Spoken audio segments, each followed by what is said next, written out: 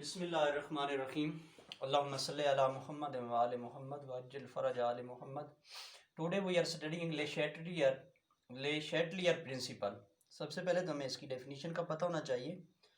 It states when stress is applied. Stress का मतलब होता है चेंज। आप कंसंट्रेशन में चेंज करते हैं, प्रेशर में चेंज करते हैं, वॉल्यूम में चेंज करते हैं, टेम्परेचर को चेंज करते हैं।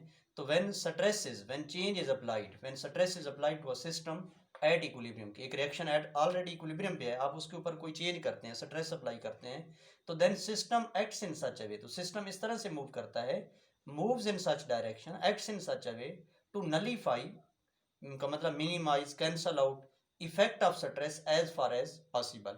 When stress is applied to a system at equilibrium, then system acts in such a way to nullify effect of stress as far as possible, जितना मुमकिन हो सके। जैसे ये एक रिएक्शन है N2+3H2, तो 2NH3 बना देता है।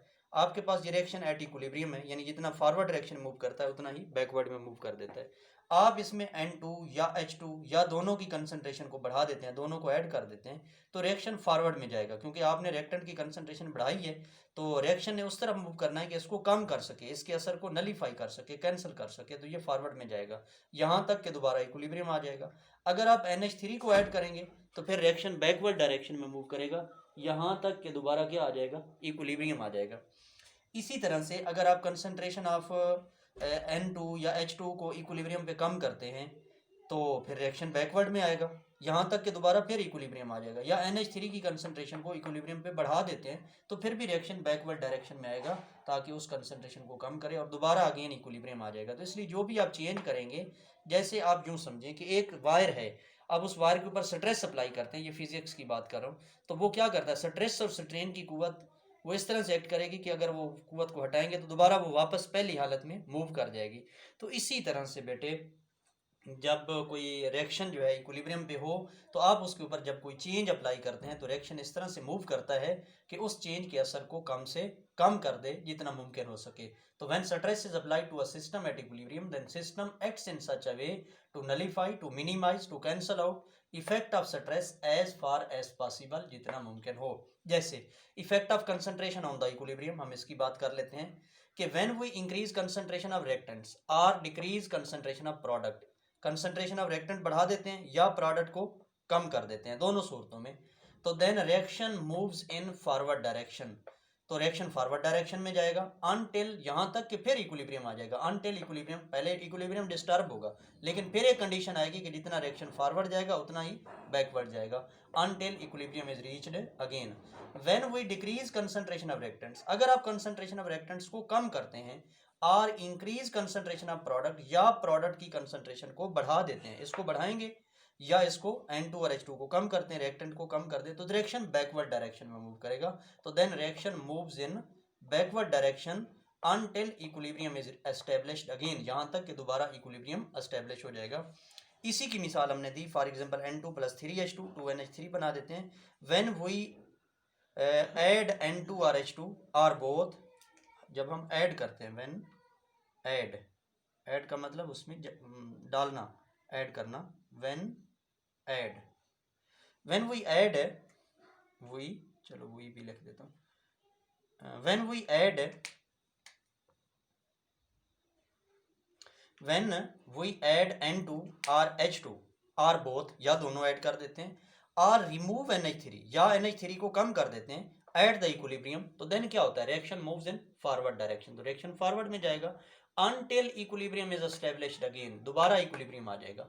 व्हेन वी ऐड NH3, और अगर NH3 को ऐड कर देते हैं और remove both N2 and H2 और वन ऑफ देम, दोनों को रिमूव करते हैं या एक को रिमूव करते हैं, तो then reaction moves in backward direction, फिर उस कमी को पूरा करने के लिए रिएक्शन बैकवर्ड डायरेक्शन में जाएगा until equilibrium is established again. अब है इफेक्ट ऑफ प्रेशर।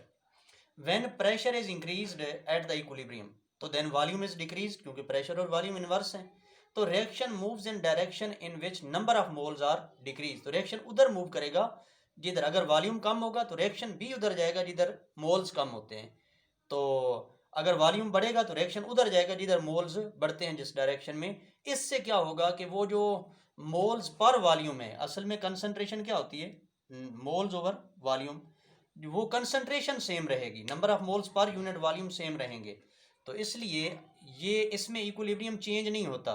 जब आप प्रेशर बढ़ाते हैं, वॉल्यूम को कम ज़्यादा करते हैं, तो इससे इक्विलिब्रियम तो डिस्टर्ब होगा, लेकिन केसी की वैल्यू चेंज नहीं होगी, केसी की वैल्यू सेम रहेगी। तो when when pressure is increased at the equilibrium, then volume is decreased. Reaction moves in direction in which number of moles are decreased. Molar concentration of reactants and products remains the same.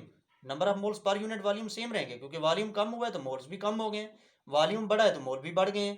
तो there four value of के सी remains the same. जैसे 2SO2 plus O2 2SO3 बन जाता है। इसमें volume जो है SO2 का मोल्स है, मोल्स और वॉल्यूम डायरेक्टली प्रोपोर्शनल होते हैं। तो इसका वॉल्यूम O2 का 1 मोल है, SO3 का वॉल्यूम 2 मोल्स है। तो प्रोडक्ट के मोल कम है, रिएक्टेंट के 2 प्लस 3, तो 3 ज़्यादा है और 2 कम है, तो रिएक्टेंट के मोल ज़्यादा है और प्रोडक्ट के मोल कम है।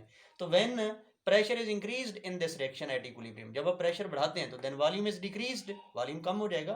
तो reaction moves in forward direction, तो रिएक्शन फॉरवर्ड डायरेक्शन में जाएगा जब आप वॉल्यूम को कम करते हैं। क्यों? कि प्रोडक्ट के मोल्स कम हैं, बिकॉज इसकी रीज़न भी यही है कि because moles of products are less than moles of reactants, क्योंकि रिएक्टेंट से मोल प्रोडक्ट के मोल्स कम हैं देन रिएक्टेंट्स। तो जिधर कम होंगे उधर रिएक्शन ने जाना है, then reactants then moles of.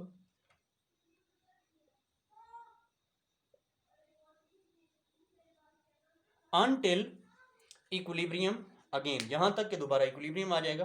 तो when pressure is decreased at equilibrium, जब इस रिएक्शन में आप प्रेशर को डिक्रीज करते हैं तो then volume is increased, volume बढ़ जाएगा।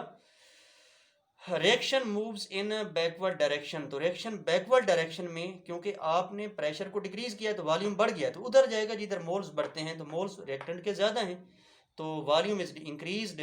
तो reaction moves in backward direction because moles of reactants are greater than the moles of product until equilibrium is reached again, यहाँ तक कि दोबारा फिर इक्विलिब्रियम की कंडीशन आएगी। इसलिए प्रेशर बढ़ाने से या कम करने से रिएक्शन शिफ्ट हो जाएगा या फॉरवर्ड डायरेक्शन में या बैकवर्ड, लेकिन उसके केसी की वैल्यू चेंज नहीं होती, क्योंकि मोलर कंसंट्रेशन चेंज नहीं होती। अगर नंबर ऑफ मोल्स बढ़ाते हैं तो रिएक्शन वॉल्यूम बढ़ता है, तो रिएक्शन उधर जाएगा जिधर मोल्स बढ़ रहे हैं। अगर वॉल्यूम कम करते हैं तो रिएक्शन उधर जाता है जिधर मोल्स कम होते हैं। तो ये है इफेक्ट ऑफ प्रेशर। तो ये हमने एक मिसाल भी उससे एक्सप्लेन भी कर दिया। तो थैंक यू, अल्लाह हाफिज़। अल्लाहुम्मा सल्ली अला मुहम्मद व आले मुहम्मद वाज्जिल फरजा आले मुहम्मद।